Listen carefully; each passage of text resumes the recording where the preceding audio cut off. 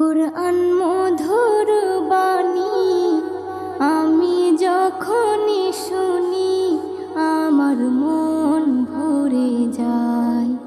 কুরআন মধুর বাণী আমি যখনই শুনি আমার মন ভরে যায়। শোনো মুমিন মুসলমান, পড়ে দেখো না কুরআন, কত শান্তি পাওয়া যায়। কুরআন মধুর